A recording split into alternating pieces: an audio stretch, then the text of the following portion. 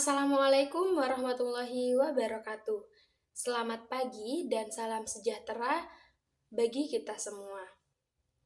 Yang saya hormati, Bapak Imam Sujoko selaku dosen pengampu mata pelajaran pembelajaran mikro serta teman-teman sekalian.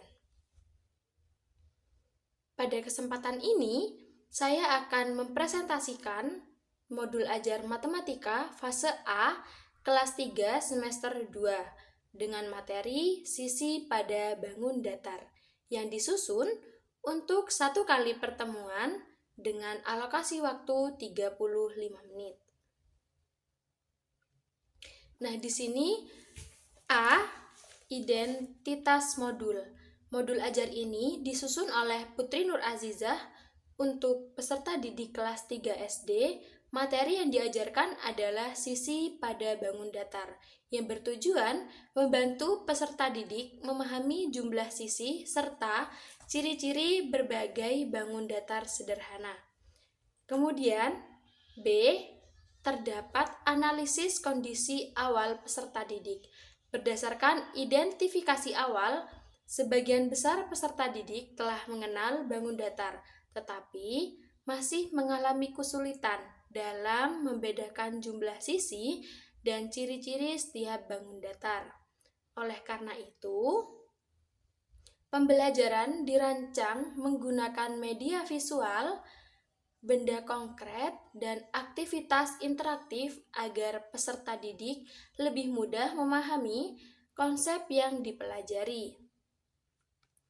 Kemudian yang C, pendekatan pembelajaran berdiferensiasi.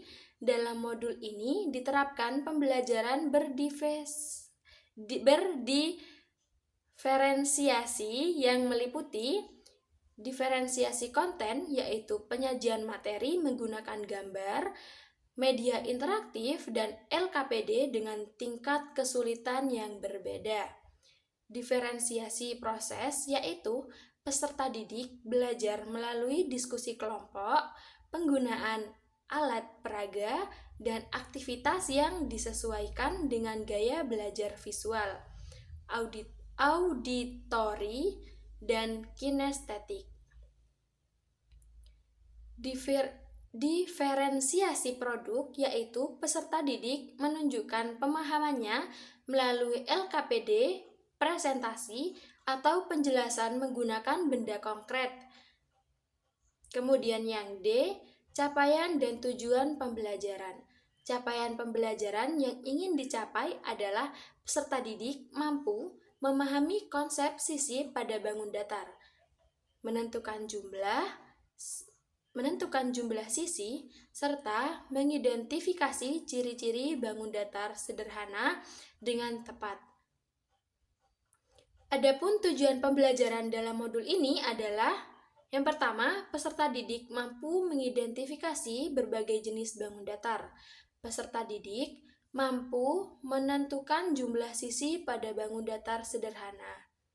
Kemudian, peserta didik mampu menjelaskan ciri-ciri bangun datar secara lisan maupun tertulis dengan percaya diri.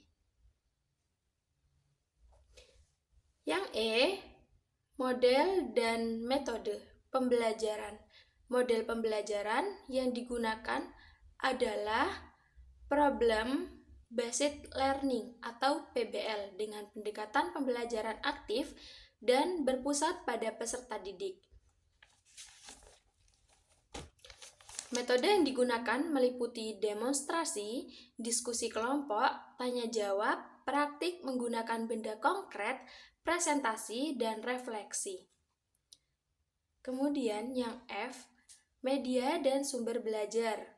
Media pembelajaran yang digunakan antara lain: yang pertama, interaktif flat panel atau IFP, gambar bangun datar, video pembelajaran, LKPD, serta benda konkret yang ada di sekitar peserta didik. Kemudian yang G, langkah-langkah pembelajaran. Yang pertama, kegiatan pendahuluan pada tahap pendahuluan. Guru mengawali pembelajaran dengan berdoa, mengecek kehadiran peserta didik, menyanyikan lagu Garuda Pancasila, melakukan ice breaking, kemudian apersepsi, menyampaikan tujuan pembelajaran, serta memberikan pertanyaan pemantik terkait jumlah sisi bangun datar. Yang kedua yaitu kegiatan inti. Pada kegiatan inti digunakan sintaks problem-based learning. Peserta didik mengamati gambar, video, dan benda konkret tentang bangun datar. Kemudian, peserta didik dibagi ke dalam kelompok kecil untuk berdiskusi dan mengerjakan LKPD tersebut. Peserta didik mengidentifikasi jumlah sisi berbagai bangun datar dan mencari informasi dari berbagai sumber belajar. Selanjutnya, setiap kelompok mempresentasikan hasil diskusinya di depan kelas dan mendapatkan umpan balik dari guru. Kemudian di sini yang ketiga ada kegiatan penutup. Pada kegiatan penutup ini, guru dan peserta didik bersama-sama menyimpulkan materi, melakukan refleksi, pembelajaran, berdoa, serta memberikan tindak lanjut berupa penguatan dan penguasaan sederhana di rumah. Oke, selanjutnya yang H, asesmen.